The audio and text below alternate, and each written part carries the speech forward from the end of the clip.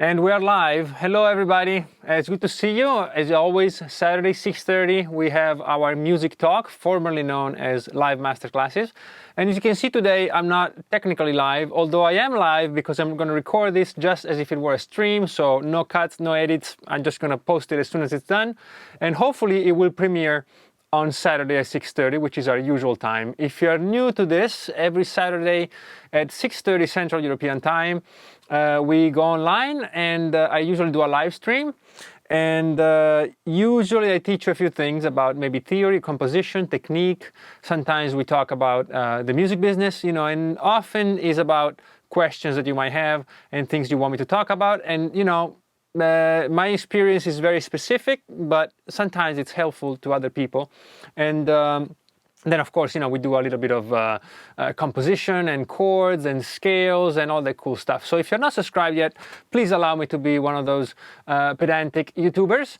And please do subscribe, because then you'll know when we're live, and then you can join us. And hopefully this channel will get better for you guys as well as for me, because it's really inspiring when I get questions and when I figure out what it is that people across the planet need, and what their concerns are regarding music and regarding the business and regarding their career.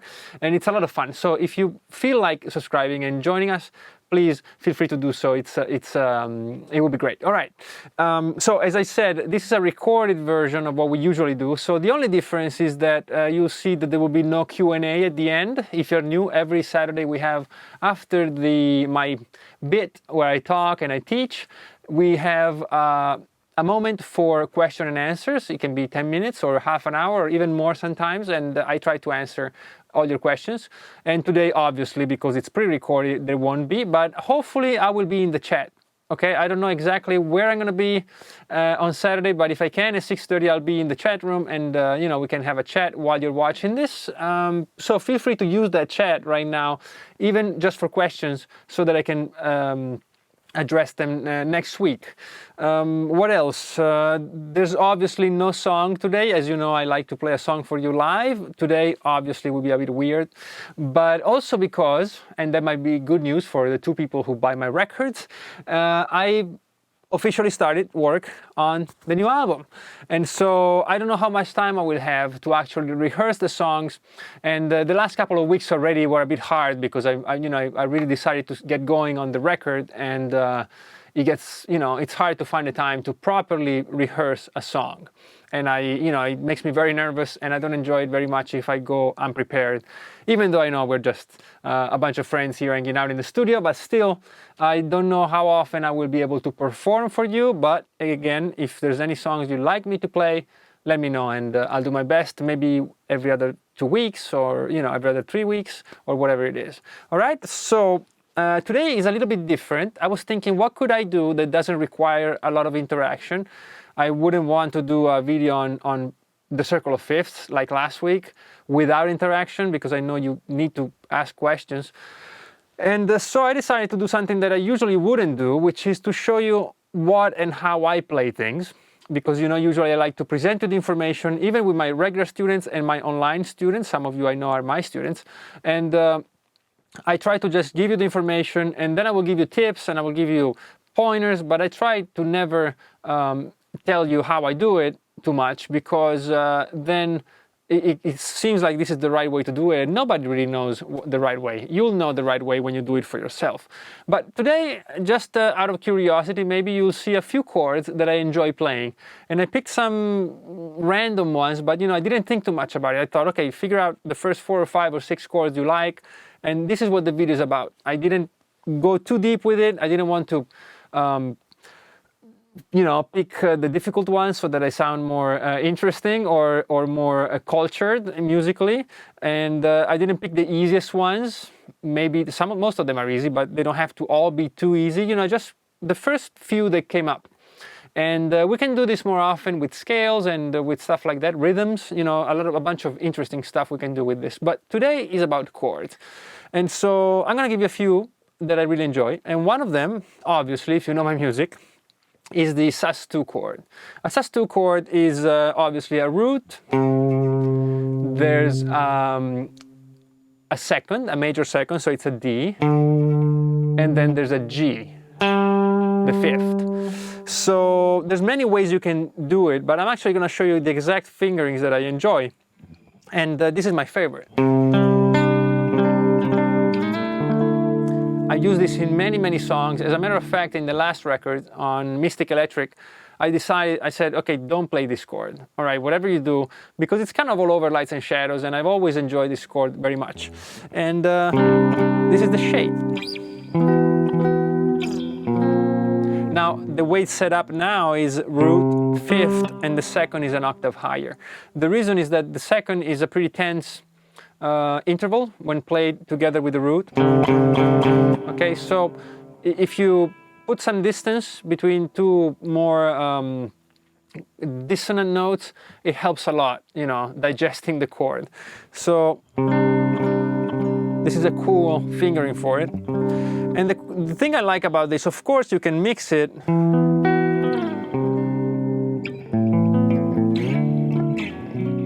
You can mix it with a bunch of other chords as long as you're playing, you know, harmonizing whatever scale you're in. You know, you have to make sure that you can use these Sus2 chords, but also because I like to expand on it. So if I have a C Sus2 chord, just one step higher, it gives me a minor chord. This is the fingering I used in Dreams, this chord, and it makes it sound like, I don't know, it makes it sound more interesting somehow than this, which is the same chord. As a matter of fact, I could play like this, but having this structure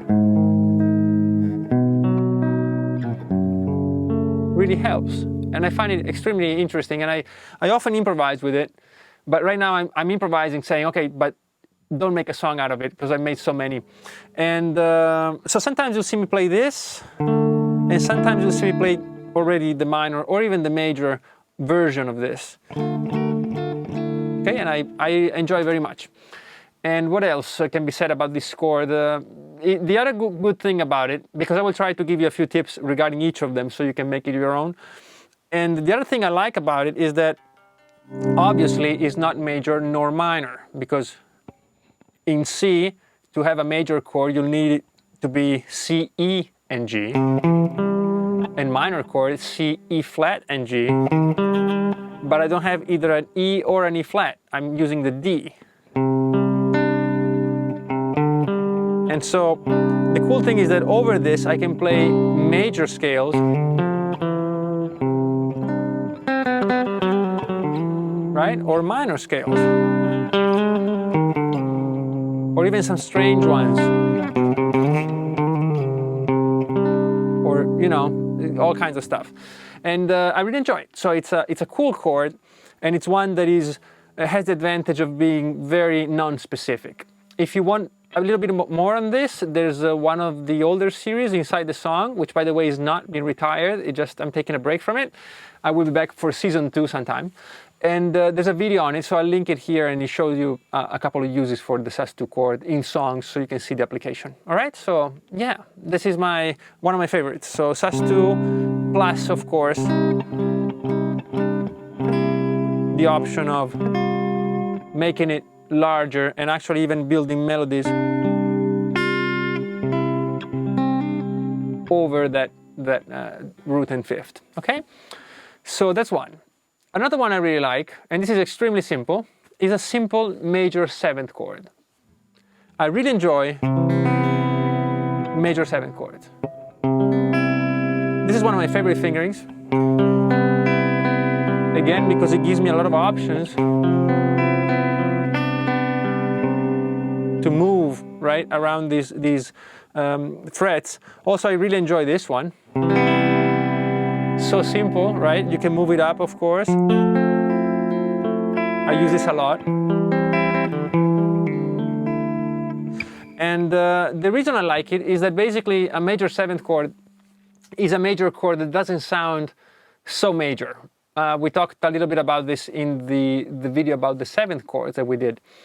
And sometimes when I'm writing music, I don't want to give out, you know, the whole concept of the song. If it's a happy song or a meditative song, you know, whatever it is, sometimes it needs that major chord right away, but sometimes you just want to hide it a little bit. You know, you want it to be a bit more ambiguous. You want it to be not as in your face and not as happy sounding as a major chord. And so the cool thing about this is that it kind of gives you, it's still major, but it's kind of, it's softer as far as the happiness goes because of that B, right? Major, major 7th, right? So it has that tension, that B, and it's a beautiful chord. I use it all the time. And the other cool thing is that it helps you with making simple melodies sound more complex. Because if I'm playing just a C major, and I'm playing C major, or even worse, C pentatonic on it,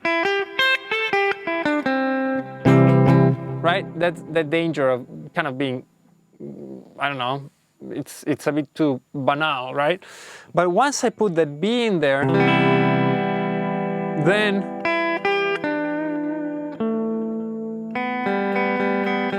I get this sound beneath it.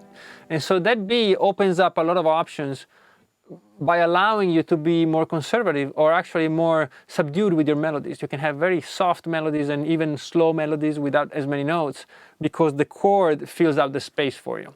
Right? So, and that works, of course, not just with major 7th, that works with every chord that has interesting voicings because it frees you up from having to use all these notes to keep the interest up, which is kind of the opposite of what a lot of people think of when they think of complex chords. They feel they need to use complex chords so they can put more notes in their melody, right? Because then the chord will support more notes. But actually, I like to see it differently. I like to see a complex chord as giving me a break to have longer melodies and more open melodies, because I'm not afraid of losing interest and losing momentum and losing the harmonic content because the chord is taking care of that.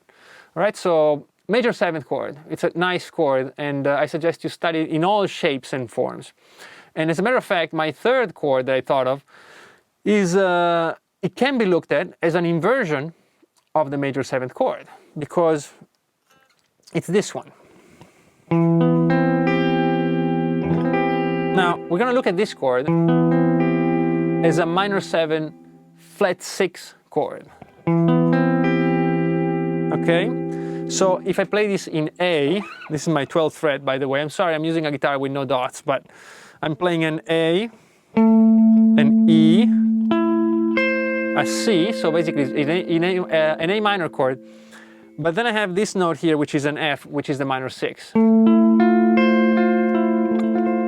Right? And so this chord really works wonders for the minor scale. And you can actually look at it this way. I have my basic A minor chord. This is my root, right? A, E, A, C. I hope I'm in frame because I'm sorry, I'm using my camera, my phone, because it will look better than my streaming camera, but I can't see what I'm recording. So hopefully I'm in frame. If not, I do apologize. But it's really basic, right? It's an A minor chord. And this duplicate root, because I have 2 A's, I can just move it wherever I want. If I go down with it, major 7th, 7th, major 6th, and then the flat 6. Okay? Now, the reason I told you that this could be seen as a major 7th chord, let's bring it back to E. This is E minor 7 flat 6, which is E, B, the G here is the minor 3rd, and the flat 6 is the C. So E, G, C, B. Oh, E, B, C, G. I'm gonna give it to you in the wrong order. So E, B, C, G. Now, E, B, C, G, of course, if I put it in the right order, is E, G, B, that's C minor, plus the C, which is a flat 6. Great. But if I were to look at it starting from C, it will be C, E, G, B is a major 7th C chord. So basically I can use this chord with a C in the bottom, and it will sound like a C major 7th chord, or with an E, it's definitely minor. It's so minor, in fact, that it really gives you the sound of the scale because of the flat 6. And the reason, again, maybe I really want to establish a minor key. I don't want it to be ambiguous. I don't want it to be debatable if we're happy or not. This is extremely minor. And as a matter of fact, it precludes me from using the happier of the minor modes, which is the Dorian, because the Dorian has a major 6th. So this actually locks you into the minor key very well. And also, of course, has this flat 6, which gives more character to the chord instead of minor. But now it's a bit more interesting. And by doing that, again, it frees me up to say, okay, well, let me just play just a few notes, long tempos, long duration of each note, because this chord is taking care of the harmonic interest for me. All right? So it's you can find this, of course, in any fingering you like. This is a very specific one, but there's many of them, much easier than this. And this chord is called the minor flat 6 chord. It's a beautiful chord, and check it out, figure out a few fingerings, and I'm sure you won't be disappointed. All right, let me just check that I'm actually recording the guitar here. Yes, okay, looks good. All right, as you can see, even if I'm not live, I always have problems with the technology, but I think it's working. So from the minor flat 6 chord, again, which is a minor chord plus a minor 6th, if we raise that minor 6th, this is another one of my favorite chords, which is the minor 6 chord, which is a minor chord plus the 6th, the major 6th. And this is strictly a Dorian mode.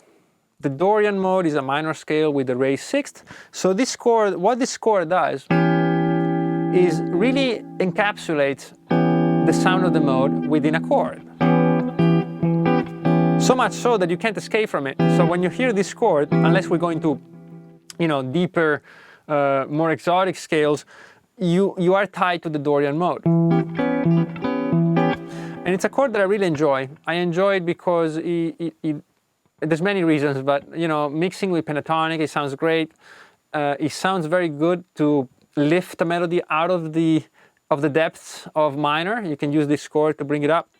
It's kind of hopeful, but it can also be dark. So it's very flexible, and the flexibility comes from the way you play your melody. How you play your melody, how you select the duration of each note, where they land on the soft beats, on the hard beats, and it's a very eye-opening experience to jam over a chord like this. And you can record in a looper, and keep it going for 30 minutes and play over it. You'll figure out a lot of interesting stuff. Like you can ignore certain notes and then put them in later. It's really cool. Also, some exotic scales from India, Greece, and stuff like that, they are kind of based on the idea of minor plus the raised 6th. So it's a mode that is, it's a chord that is open to some pretty interesting melodic ideas on top of it. So it's really good to know about it. And it's called the minor 6 chord. A close relationship of this chord is a minor 13th chord. But that also has a 7th. And to me, that's a bit too much. Sometimes I try to shy away from chords that have more than 4 notes. Sometimes I use them. But because I'm not really strumming a lot or doing a lot of very syncopated rhythms, there's a point where too few notes might be not enough, and too many notes, it's too descriptive. And so it kind of ties me in with what I'm playing. And I usually don't want that. Sometimes I play some extreme chords, but usually I keep it simple, like 3-4 notes. And if a chord has more than 4 notes or 3, then I just drop a few of them, right? Because that's something we'll talk about some other time, but chords allow you to be selective of which notes of a chord you play. You don't have to play the whole thing. All right, so that's the minor 6 chord. And another one, because we were talking about the modes now, how this chord exemplifies the Dorian. One of my favorite modes is Lydian, and there's many Lydian modes. that are interesting. The Lydian mode is a major scale with a raised fourth, as we saw in our video on the major modes. Other modes are, for example, the Lydian dominant scale is a Lydian scale with a flat 7, which is also extremely interesting. You can use it over 7th chords. But this example I'm going to give you now is the chord for the Lydian mode, and it's called the major 7th sharp 11 chord. All right, so it's a major 7th chord like the one we saw before, but you add the raised fourth, C, D, E, F. So F sharp is our note. I'm just playing a C major, yeah? And so 3, 2, 0, 0, 2, the tab. And this chord is 5 notes. So I know I said I rarely use them, but it's really cool. Because again, this chord is Lydian. There's not much you can do about it. It's a major chord, so major scale. It has a major 7th, and it has a raised 4th, which is exactly what the Lydian mode is. And so you can play this when, for example, you want to establish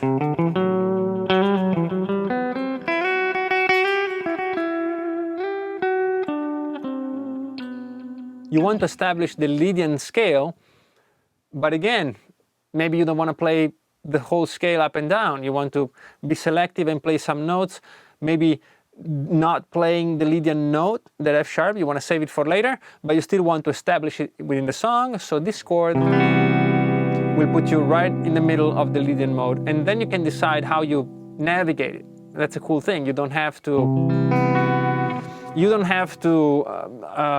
overplay the mode, because it will be taken care of by the chord. All right, so, and this again, you can find it in many fingerings, and it's called the major 7th sharp 11 chord. All right, major 7th sharp 11. And yeah, I'm gonna give you one more, and we talked about this I think before. And this chord, you know that I don't really enjoy unless I'm playing the blues or a bluesy song, which sometimes I like to play my, you know, dun, dun, dun, dun, dun, dun, dun, dun, you know. Chuck Berry was one of my first no, it wasn't my first concert, but one of the very first concerts I ever saw was Chuck Berry. I, you know, always liked Delta blues and Chicago blues, and I just dropped my pick, but I don't need it. And so the blues sound, of course, I really like it, and it does require and accept, of course, the 7th chord. 7th chord is a major chord with a flat 7. It's the dominant chord. There's many variations of it. We all know them. There's many ways to play them, and of course it's the blues sound. But in a composition where I'm playing, you know, the other stuff that I play, which is not strictly blues, then I have a hard time with it. It's too, you know, it resolves too much, and it's a very stark sound. It kind of pokes out every time you use it. And so I figured out long ago that there's a chord that I use sometimes that mellows it out a little bit. All right? Kind of like we said about the major 7th chord, that kind of makes a major chord a little bit more mellow and not as major. The same thing happens with this chord. So if I have, let's say, G7th, right, to stay in C major. So G7th is the 5th chord of C major, and is the one that pushes me towards C major with this kind of sound. Okay, so it's a dominant chord, and it's can be played in many, many ways. We won't go through that now, but there's many, many ways to play it. And this chord is made up of G major, which is G, B, and D, plus an F, which is the 7th. And the reason it sounds so stark is that the B and the F are a tritone apart. They're 3 whole steps apart. It's a diminished 5th or raised 4th, and is a very important aspect of composition, of resolution, of cadence, which we won't get into. We did in the secondary dominant chord video. But basically, keep in mind that if you have G, B, D, and F, this B and this F conjure up a sound that really wants you to go to C. So usually I don't enjoy that strong resolution. Okay, so what I like to do is to use, instead of a regular 7th chord, I use a 7 Sus4 chord, which is the same thing. I have my root here, G. I have my 7th here, which is F. I have my 3rd, which is B. And I have my 5th, which is D, all right? So this 3rd here, with the F, is what I don't really enjoy too much. And so what I can do is, of course, I can't get rid of this F because then it won't be a 7th chord. It won't be a dominant chord. So I'm going to modify this 3rd here, which is B, and I just move it up a half step to C. And so now I still have the basis of a major chord plus the 7th, but I'm hiding that 3rd that gives me that dissonance and replace it with a 4th. And that's why it's called in this case it's G7 Sus4, but you can find it in any key. There's, again, many more fingerings. It doesn't matter which one. You can still get any 7th chord you like, right? All you have to do is move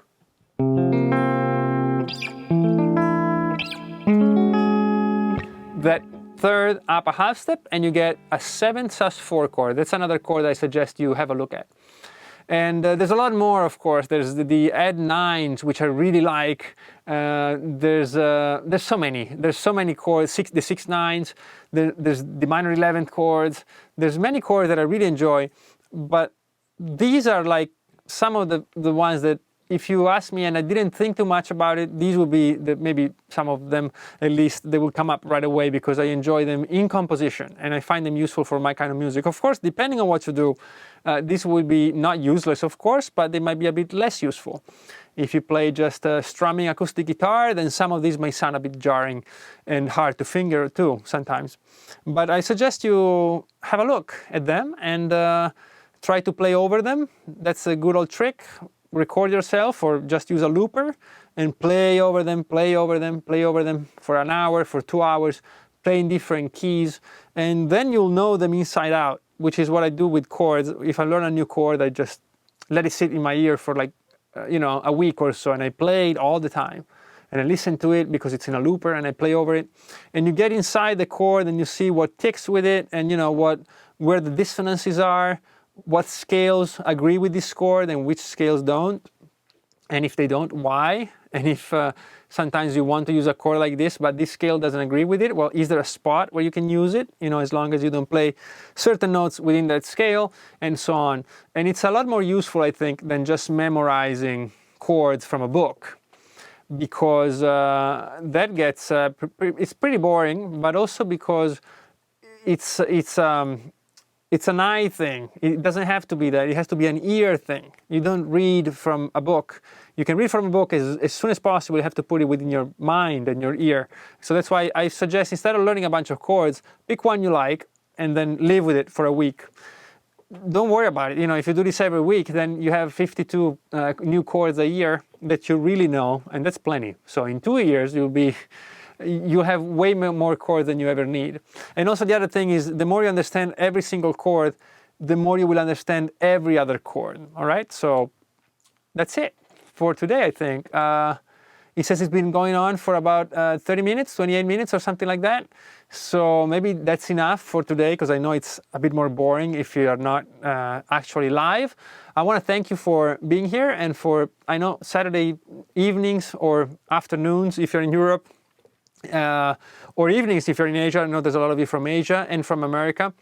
So there's more stuff to do on Saturdays than listening to me yapping about this stuff. So I really appreciate you being here. I appreciate your support. And as always, feel free to let me know if there's anything you want me to do and cover. And yeah, I guess we'll quit now while we're ahead, because there's been no issues with the technology. And I'll see you next week, same time, 6:30 p.m. on Saturday, and we'll actually have a live session, and maybe we have a Q&A, which we haven't done in a while, and yeah, I'll give you the news and maybe teach you a couple of things. All right, see you soon. Thanks for watching. Bye-bye.